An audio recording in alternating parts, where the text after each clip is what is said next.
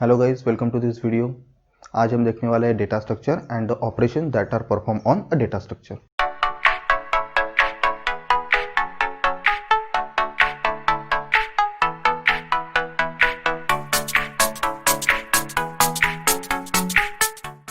Data structure ये जो है ये दो वर्ड से बना है। One is called as a data and second one is a structure. Okay, so what exactly the data means? Data मतलब होता है इंफॉर्मेशन। इंफॉर्मेशन कौन सी? ऐसी इंफॉर्मेशन जो हम पीसी में स्टोर करने वाले हैं ताकि आगे चल के हमें उसके ऊपर कोई एनालिसिस परफॉर्म करना हो। तो what do mean by the structure? Structure का मतलब होता है it's a way of organising. Structure का मतलब होता है it's a way of organising. Now अब इसका एक सिंपल एग्जांपल देता हूं। कंसिडर करो मेरे पास एक कोई तो भी प्लॉट है। Let's say it's a 2000 square feet. 2000 square feet का प्लॉट है। आपको इसके ऊपर अगर कोई खुद का घर बनाना हो तो आप डायरेक्टली घर बनाना स्टार्ट नहीं करते। आप क्या करते हो? आप पहले इसका एक रफ प्लॉट बनाते हो, ठीक है? और ये रफ प्लॉट के ऊपर फिर आप क्या करते हो? एक बार रफ प्लॉट फाइनल हो गया देन आप आपका एक्चुअल बिल्डिंग स्टार्ट करते हो, ठीक है? ऐसा क्यों करते हो? बिकॉज हम ये रफ प्लॉट में देखते हैं कि हमारे यहाँ पे हॉल कहाँ पे रहने वाला है। Then second thing, where is a bedroom.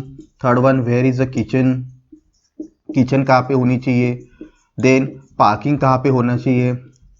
इसका मतलब क्या होता है कि जो भी हमारा ये 2000 स्क्वायर फीट की जगह है उसमें प्रॉपर यूटिलाइजेशन हम कैसा कर सकते हैं, इसके लिए हम क्या कर सकते हैं? हम क्या करते हैं? ये प्लॉट ड्रॉ करते हैं, ठीक है? इन द सेम वे हमारे पास मेमोरी में क्या करना है? मेमोरी में हमें कहीं ना कहीं पे डेटा स्टोर करके रखना है। अब हमारे पास एक्चुअल में जितनी मेमोरी अवेलेबल है और जितना डेटा स्टोर करना है वो हम कौन से प्रॉपर फॉर्मेट में स्टोर करते हैं, ये आपको डिफरेंट फॉर्मेट्स देता है data structure. So data structure की स्टैंडर्ड डेफिनेशन क्या होती है? A data structure is a way of organising a data. Data structure का मतलब क्या होता है? A way of organising a data. अब देखते हैं डेटा स्ट्रक्चर की जरूरत क्या है। अब इसके लिए मैं एक एग्जांपल कंसीडर करता हूं।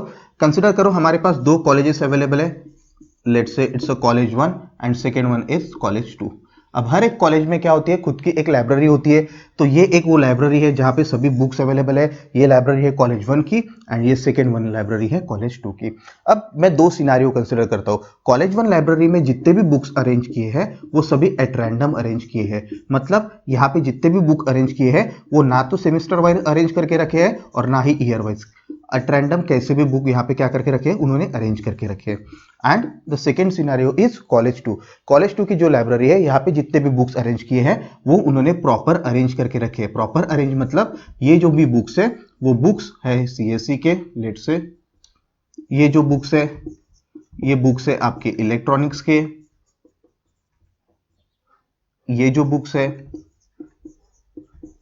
ये बुक्स है आपके और ग्रेजुएशंस के एंड सो ऑन, ठीक है? तो यहाँ पे ऐसे बुक्स अरेंज करके रखिए। और डिटेल में सीएससी में अगर मैं कंसिडर करता हूँ तो यहाँ पे सभी फर्स्ट ईयर के बुक्स है। ये रो में सभी सेकेंड ईयर के बुक्स है। यहाँ पे सभी थर्ड ईयर के हैं। यहाँ पे फाइनल ईयर के सेम। यहाँ पे भी वैसे ही उन्होंने बुक्स अरेंज करके रखे।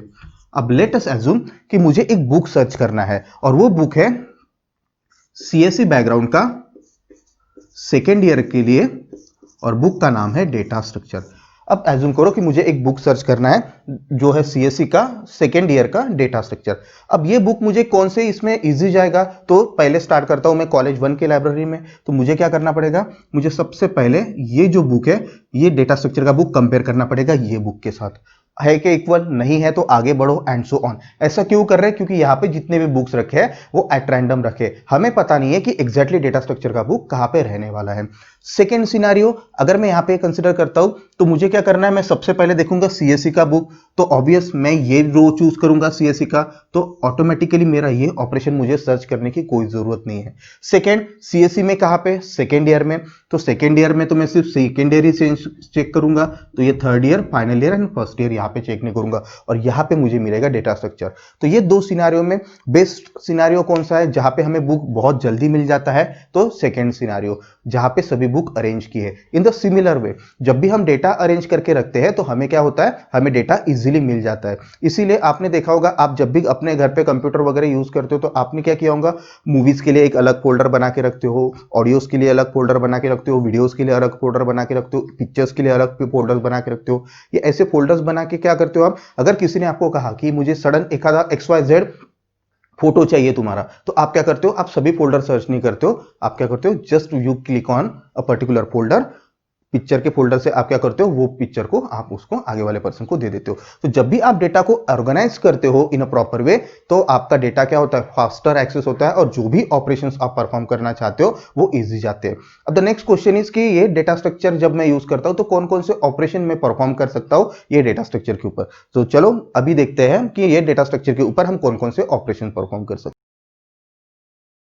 तो चलो यहाँ पे देखते हैं the different operation to be perform on data structure. तो डेटा स्ट्रक्चर पे मेनली 6 ऑपरेशन परफॉर्म किए जाते हैं, that is traversing, searching, insertion, deletion, sorting and merging.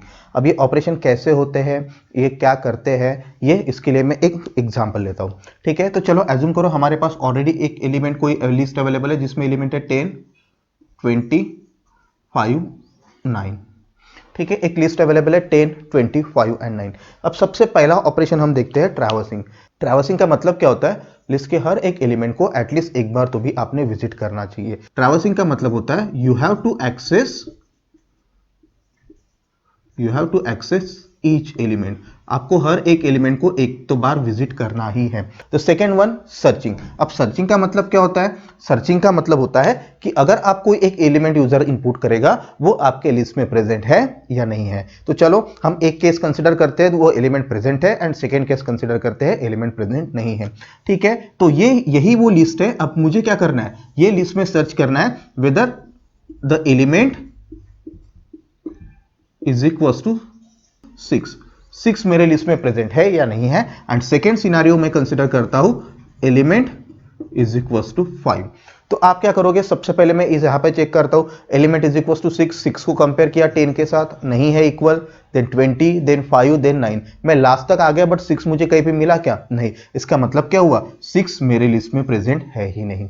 ठीक है, नेक्स्ट एलिमेंट क्या है, 5 क्या है, 10 के साथ कंपेयर किया, इक्वल नहीं है, 20 नहीं, 5 इक्वल टू 5 मतलब 5 क्या है, मेरे लिस्ट में प्रेजेंट है।